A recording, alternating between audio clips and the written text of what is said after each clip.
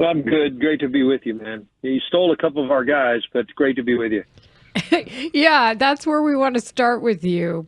I I understand. You know, Ryan Pace used to be in Chicago for the record. I'm sure you know that. We know what cap casualties can be like when it comes to talented players, but I do want to ask you your opinions on the two the Bears got because I feel like Dalman and Jarrett are they don't just come with a on the field pedigree. There's also an off field aspect that really sounds like it follows them in a good way as well.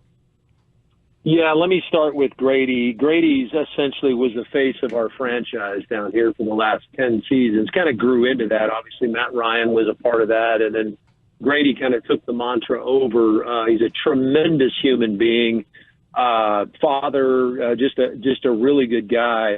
Did a tremendous amount of work off the field. He was our Walter Payton Man of the Year here in Atlanta 2 times, and you probably could have nominated him 8 times, 9 times while he was down here. So just an incredible giving human being off the field.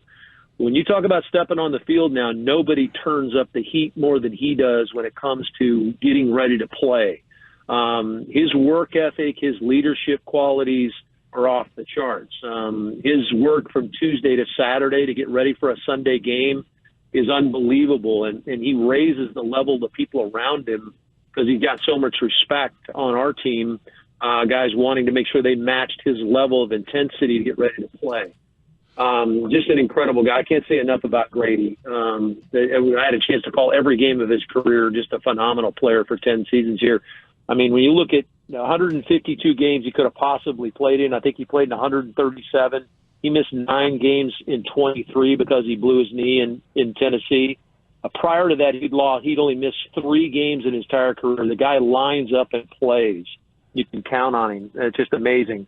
Drew Dalman is a guy that grew into the position, played some his rookie year, and then got a chance to kind of take over the center position. Has 40 starts in his career. Really thought that Drew grew a ton. He was a guy that was very athletic. He's got really good feet. I thought he played a little bit too high early in his career, but over the last couple seasons, he's dropped his weight down to where he's got to manage the guys like Vita Vea and people that we saw each and every week, or twice a year, here in the NFC South, where you had to play like guys like Derek Brown and Vita Vea who are loads. You got to drop your weight to be able to play there. And I thought he learned to do that. I thought he cleaned up his play too. He had, I think, honestly, he had 6 or 8 holding calls his first year as a starter. Last year, I think he had 3 penalties. I mean, the guy has really cleaned up the way he plays. Plays with, like I said, tremendous amount of athleticism. He's going to be really good in the run game, and it really has learned to drop his weight and anchor that middle when it comes to pass protection. I know that'll be important for Caleb, young quarterback who has to step up in the pocket. You want to have that secure interior part of the pocket. I think that Drew will be able to do that for you. So, and he's really developed a knowledge for the game. Helping a young quarterback is something he's going to be able to do. To be able to direct traffic, make sure they switch protections, where's the blocking schemes going. Drew can do all of that kind of stuff. So you got 2 unbelievably good players. I was going to ask that next about his specific responsibilities pre-snap, because there are some teams where the center is going to make the points in the run game. Quarterback will handle pass game, and they'll mix it up a little bit. I don't know how the Falcons did it, but there are some centers that are in charge of all of it. Yeah, and Drew is in that capacity, in that realm. Our Dwayne Ledford, our offensive line coach, is outstanding. He worked with Drew when he was a puppy to where he is right now, and he's only 26 years old, turned 27, I believe, in October. So you got a young player that's going to be able to play for a while. He's had a little bit of, he got banged up a couple times last year. He missed 6 or 8 games with an ankle injury. I don't think it's a chronic thing or anything like that. Just kind of happened to get rolled up, but he's a guy that plays his rear end off, and he has the capabilities of doing whatever Ben's going to want him to do from a direct traffic standpoint for Caleb. We had, as you guys know, we had the issues with Kirk Cousins, so Michael Penix stepped in at the end of the year, and Drew was directing traffic for him, in the run game as well as the pass game. So I don't think you'll have any problems with him being able to absorb what Ben Johnson wants to do from an offensive standpoint. I know the game in the run game was very outside zone heavy, some of that old Shanahan stuff and the stretch stuff. Is Drew Dalman also capable in a gap scheme? I think he would be. Yeah, I don't think there's any question about that, especially if you want to do some pin and pull stuff. His athleticism is really going to step to the forefront. We didn't really use that as much as we probably could have. We don't do a lot of gap or pin and pull here in Atlanta. Like you said, it's more inside-outside zone. So he was working with the guards on either side of him to get to that second level, or he's freed up to get up on that linebacker right away in that second level, and did a really good job in the zone blocking scheme. But he's a smart guy. Dude's from Stanford, man. He's going to be able to absorb anything you guys want to throw at him. This sounds such like a pure the purest of cap casualties when the way you're talking about these two guys, specifically Jarrett, because of what it seems like he meant to the community. I know he's from nearby Conyers, Georgia. I have to ask this question because we were banting about what his role was going to be as far as a full-time guy. At his age, 10 years into the league, you feel like this is a guy who can play 3 downs and be out there.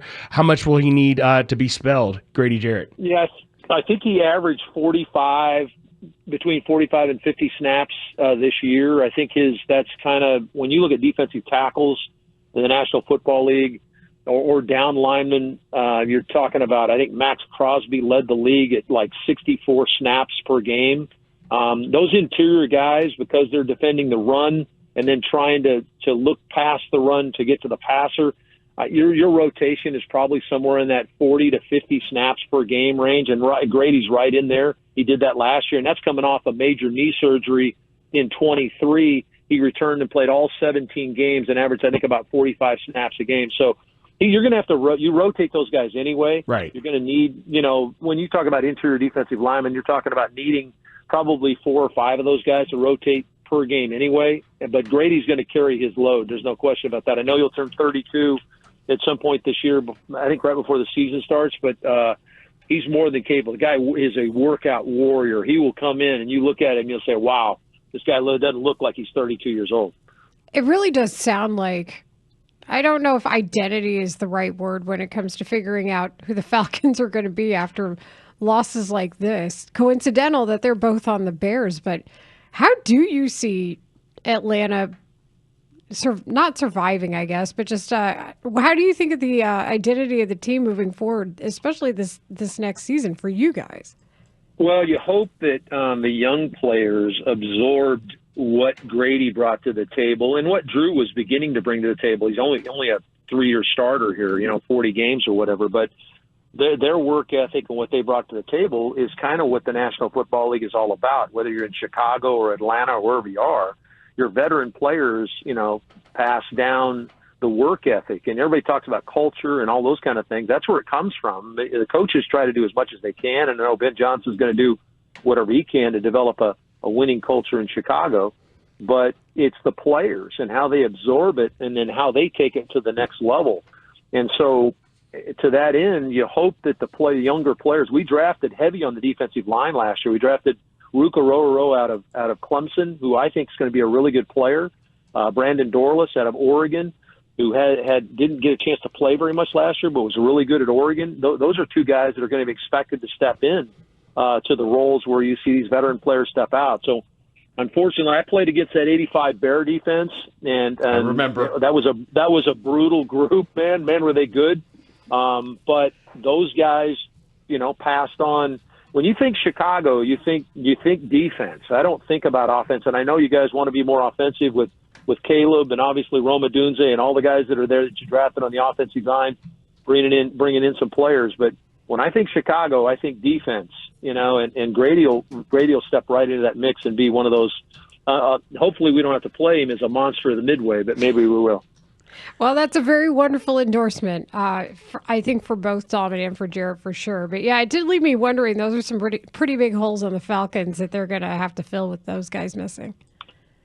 Yeah, it's definitely a daunting task. We're right up against the cap, and as you guys mentioned earlier, Grady was due to make 16.5, I think, this year, and we just don't have that. Unfortunately, the Kirk Cousins thing is going to come back to bite us as far as whether, I know we've said that we're comfortable with him maybe staying as the backup, but that's, comfortability is just in the number that's in the room. It's not necessarily comfortable having him as the backup, scenario, because he's making what he's making, but that's the scenario you're presented with. And they had a plan. The Falcons had a plan moving forward with Kirk making that kind of money and Michael backing him up again this year. But obviously the roles are flipped, so the comfortability falls for them with the monies that are expended to the room. And so they had a plan moving forward as to what they wanted to do. They were going to have to cross this bridge anyway with Kirk as the starter or as the backup.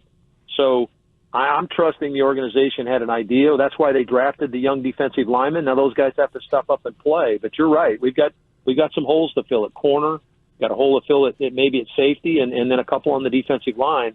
And we feel like our offense is in a good spot, but losing Drew Dalman is a bit of a hit. We had a guy that took over for him, and Ryan Newsel, that played a great deal last year at center when Dalman was down, and he played well. So he's a restricted free agent. Have to get him signed. So you're right. There's work to be done, but I think we'll be okay. Dave, take me back to this quarterback situation. I know it seems like it's sort of settled now, but back on draft night, I was in Detroit when that all happened with Michael Penix Jr., and just to see this all unfold as a guy who obviously follows the NFC North so closely. Kirk Cousins goes to Atlanta, now loses his starting job. And is it tenable that he is on the roster this season from just his vantage point? I'm just trying to follow where we are now with the Penix Jr. Kirk Cousins saga. Yeah, it's a good question, and it is a saga. I think that's a good way to term it.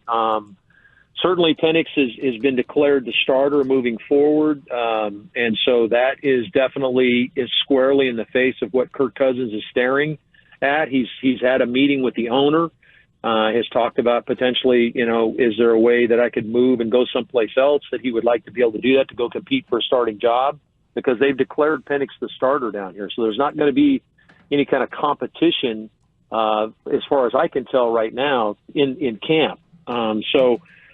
With that, to that end, as far as making the pick, they signed Cousins back right around this time last year, right, and got that done, and then went and saw Penix in a couple of days. They visited Penix twice and fell in love with the guy, and said, we had gotten caught with our pants down here about 3 years in a row with a quarterback problem. We didn't know who to turn to. We had Mariota, we had Ritter, we had Heineke. And so they said, we're going to double down. We're going to go ahead and take the veteran quarterback, hope he can play a couple seasons, and we're going to take this guy right here because we expect not to be drafted in the top of the draft again. Thought they'd be a playoff team this last year. So that plan kind of blew up on them. They do have their quarterback in the future. The future just happens to be now. But I think I could see Kirk being here, but I think most people feel like that something's going to happen that's going to move him. I hope it works out for him. Man, he was on fire for the first 9 weeks of the season. I know that.